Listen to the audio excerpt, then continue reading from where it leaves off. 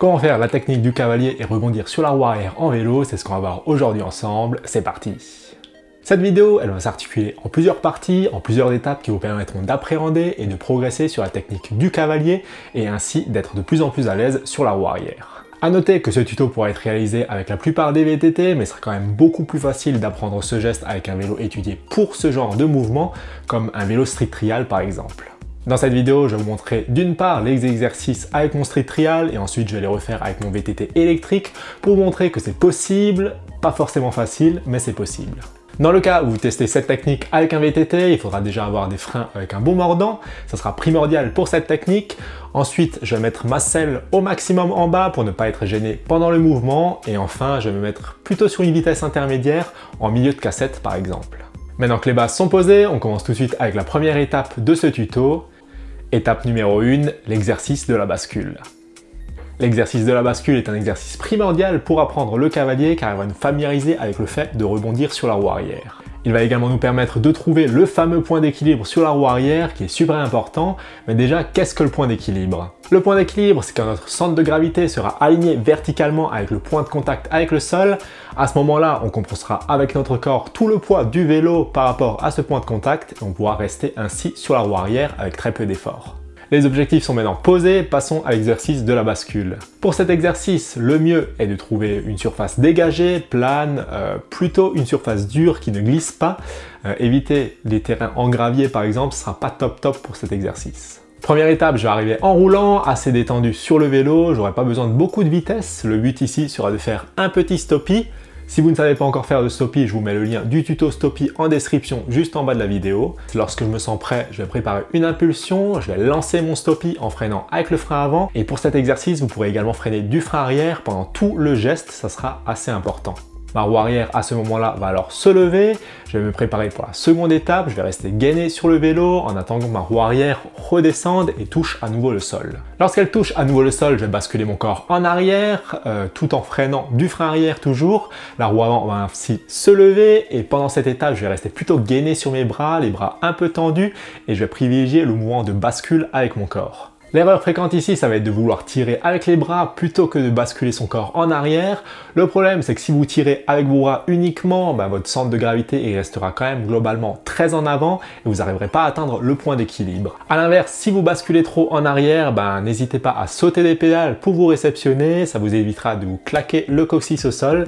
Et ça peut être bien utile pour ce geste également. Petit à petit, vous pourrez affiner votre mouvement de bascule, commencer à faire des rebonds sur la roue arrière pour vous équilibrer. Au début, il sera assez fréquent de reculer, vous allez donc faire des bonds en arrière. Pour rebondir, le mouvement se fait plutôt au niveau des mollets pour les petits rebonds de placement. On va lever en fait juste les talons pour faire de petits bonds sur la roue arrière.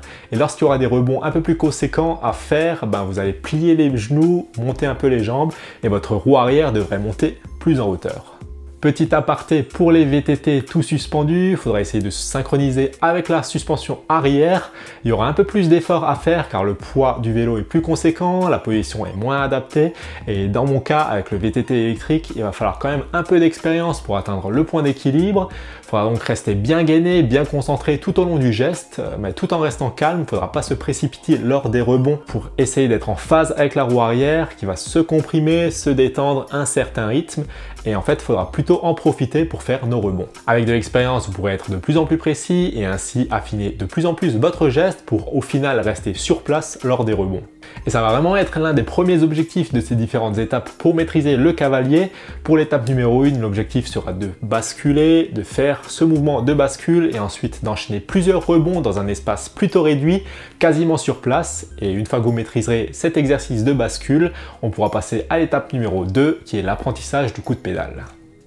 Étape numéro 2, donner un coup de pédale pour avancer. Maintenant que vous savez rebondir sur place, on va apprendre à avancer sur la roue arrière. Ce sera l'objet du second exercice qui consistera à mettre un coup de pédale pour pouvoir avancer en roulant sur la roue arrière. Pour cet exercice, il faudra reprendre les bases du premier. On va donc arriver à une faible vitesse, assez détendue sur le vélo. Lorsqu'on est prêt, on va entamer notre mouvement de bascule pour se placer sur la roue arrière. On fait donc notre stoppie, on bascule avec notre corps dès que la roue arrière retombe et on entame les rebonds sur la roue arrière. Et maintenant le but lorsqu'on rebondit sur la roue arrière, ça va être de préparer à s'équilibrer sur cette roue arrière. Je vais arrêter de rebondir pendant un court instant. Je vais mettre mon corps un peu plus en arrière, baisser mes fesses, laisser redescendre ma roue avant tout en préparant mon coup de pédale. Ensuite, ça va aller assez vite, je vais relâcher mon frein arrière, donner un coup de pédale en me redressant sur le vélo tout en tirant sur mon guidon. Le coup de pédale va me faire avancer tout en relevant la roue avant. Je vais directement reprendre mon frein arrière pour éviter de basculer en arrière. Le fait de baisser votre roue avant va être super important parce que d'une part, ça vous permettra de vous mettre plus en arrière et ainsi d'avoir plus d'amplitude pour votre mouvement. Et d'une autre part, vous aurez plus de puissance dans votre coup de pédale et ainsi vous pourrez aller plus loin lorsque vous maîtriserez le cavalier. Avec de l'expérience et si vous êtes assez en arrière, vous pouvez même reprendre les rebonds après avoir repris le frein arrière pour vous stabiliser sur cette roue arrière. Et ensuite, pourquoi pas mettre un second coup de pédale pour avancer à nouveau et ainsi de suite. En ce qui concerne le geste en VTT, il faudra toujours s'organiser en fonction du rebond de la suspension arrière et prendre en considération le moment où la suspension se détend. Ça va être un peu plus dur qu'avec un cadre rigide pour bien garder l'équilibre, mais ça reste possible. Une fois que vous maîtriserez l'étape numéro 2, vous aurez fait le plus dur. On va maintenant apprendre à faire décoller notre vélo avec un coup de pédale et c'est l'objet de l'étape numéro 3. Étape numéro 3, apprendre le rebond avec le coup de pédale.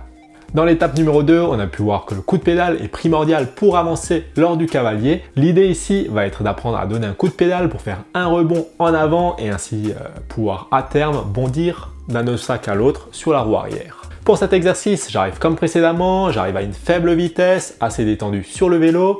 Je vais commencer par entamer un petit stoppie comme pour l'exercice de la bascule. Lorsque la roue arrière redescend et touche le sol, je vais instinctivement basculer mon corps en arrière comme pour l'exercice de la bascule. À ce moment-là, je vais prendre une impulsion, lâcher mon frein arrière et donner un coup de pédale.